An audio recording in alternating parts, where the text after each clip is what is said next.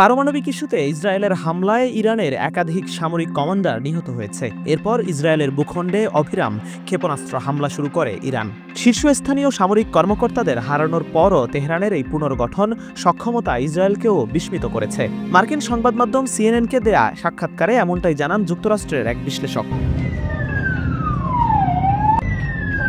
কোয়েন্সি institute for responsible স্টেটক্রাফটের vice president Trita Parsi বলেন, ইসরায়েলিরা ইরানের পুনর্গঠন সক্ষমতাকে অবমূল্যায়ন করেছে, কারণ তারা অত্যন্ত সফলভাবে ইরানের সামরিক বাহিনীর শীর্ষ নেতৃত্বকে লক্ষ্যবস্তু করেছিল এবং তাদের মধ্যে বেশ কয়েকজনকে হত্যা করতে সক্ষম হয়েছিল। And as we achieve our objectives, we're also clearing the path for you to achieve your objective. দ্রুত পরিস্থিতির পরিবর্তন নিয়ে তিনি বলেন, ইসরায়েল বিশ্বাস করেছিল যে তারা ইরানের কমান্ড ও নিয়ন্ত্রণ ব্যবস্থাকে ব্যাহত করেছে, কিন্তু সেই ধারণা দ্রুত বদলে গেছে। এখন আমরা যা দেখছি তা হলো ইরানি ক্ষেপণাস্ত্রগুলো ইসরায়েলের বিমান প্রতিরক্ষা ব্যবস্থার সব স্তর ভেদ করতে সফল হচ্ছে।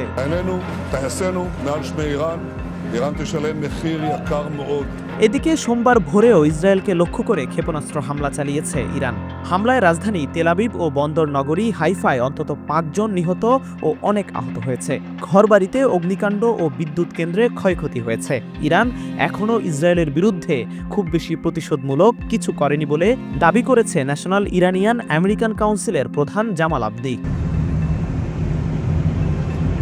তিনি আল জাজিরাকে বলেন, ইরান এখন পর্যন্ত আমেরিকার ঘাঁটি বা সেনাদের উপর কোনো হামলা চালায়নি। এটা প্রমাণ করে যে ইরান এখনও সংযম দেখাচ্ছে।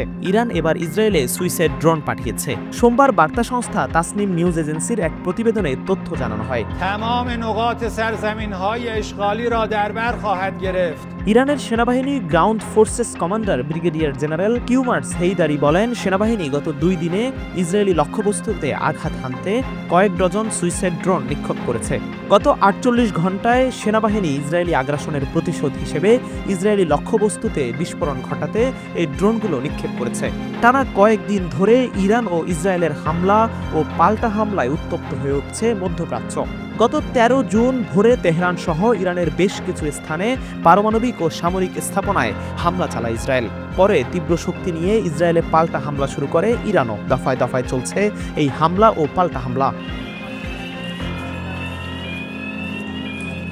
এদিকে রয়টার্স জানিয়েছে, বিশ্বব্যাপী পারমাণবিক অস্ত্র বিস্তার রোধে গঠিত আন্তর্জাতিক চুক্তি নন প্রলিফারেশন ট্রিটি বা এনটিপি থেকে সরে যাচ্ছে ইরান। সোমবার দেশটির পররাষ্ট্র মন্ত্রণালয় জানিয়েছে, এনটিপি চুক্তি থেকে বের হয়ে যাওয়ার চিন্তা ভাবনা করছে তারা। এক প্রেস ব্রিফিংয়ে তেহরান পররাষ্ট্র মন্ত্রণালয়ের মুখপাত্র ইসমাইল বাঘাই বলেন, সাম্প্রতিক ঘটনাবলীর পরিপ্রেক্ষিতে একটি উপযুক্ত সিদ্ধান্ত নেওয়া হবে। পার্লামেন্টে একটি প্রস্তাব প্রণয়নের প্রক্রিয়া চলছে এবং পরবর্তী ধাপে সরকার ও পার্লামেন্ট একযোগে কাজ করবে।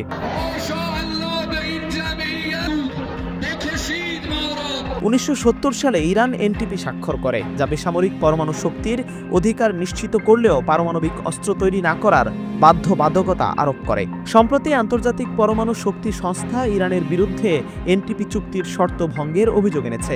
ইসরায়েল দাবি করেছে, ইরান পারমাণবিক বোমা তৈরির দ্বারপ্রান্তে পৌঁছে গেছে। এই অভিযোগকে কেন্দ্র করে গত সপ্তাহে ইরানে বড় ধরনের বিমান হামলা চালায় Tel Aviv. The objective of Israel's military operation is to remove this threat, both the nuclear threat and the ballistic missile threat to Israel. তবে ইরান শুরু থেকেই দাবি করে আসছে তাদের পরমাণু কর্মসূচি সম্পূর্ণ শান্তিপূর্ণ। এমনকি দেশটির প্রেসিডেন্ট মাসুদ পেজেশকিয়ান সোমবার পুনর্ব্যক্ত করে বলেন, পারমাণবিক অস্ত্র তৈরি ইসলামী শরিয়া ও সর্বোচ্চ ধর্মীয় নেতা আয়াতুল্লাহ খামেনির ফতোয়ার পরিপন্থী। তবে একই দিনে দেশটির পার্লামেন্ট পারমাণবিক অস্ত্র বিস্তার রোধে গঠিত আন্তর্জাতিক চুক্তি থেকে সরে যাওয়ার প্রস্তাবকে গুরুত্বের সঙ্গে দেখা হচ্ছে। ধারণা করা হচ্ছে, চুক্তি থেকে বের হওয়ার মাধ্যমে ইরান আসলে তার পরমাণু শক্তি প্রকাশ্যে আনার পথ উন্মুক্ত করছে।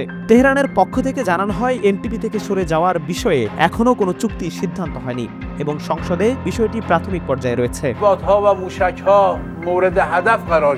ইরান মনে করে আইএইএ এর সাম্প্রতিক প্রস্তাবনা ইসরায়েলের হামলার পথ সুগম করেছে।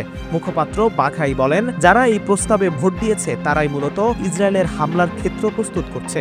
উল্লেখ্য, ইসরায়েল কখনোই এনটিপিতে যোগ দেয়নি এবং তাদের কাছে পরমাণু অস্ত্র থাকার ব্যাপারে বিশ্বজুড়ে ব্যাপক ধারণা থাকলেও দেশটি কখনো আনুষ্ঠানিকভাবে তা স্বীকার বা অস্বীকার করেনি। ইরানের দাবি মধ্যপ্রাচ্যে একমাত্র গণবিধ্বংসী অস্ত্রের অধিকারী হচ্ছে জায়নিস্ট শাসক গোষ্ঠী। বিশ্লেষকদের মতে ইরান যদি সত্যি এনপিটি থেকে বেরিয়ে যায় তবে তা হবে পরমাণু কূটনীতিতে এক নতুন উত্তাল অধ্যায়ের সূচনা, যা শুধু মধ্যপ্রাচ্য নয়, বিশ্ব রাজনীতিতেও বড় ধরনের প্রভাব ফেলতে পারে।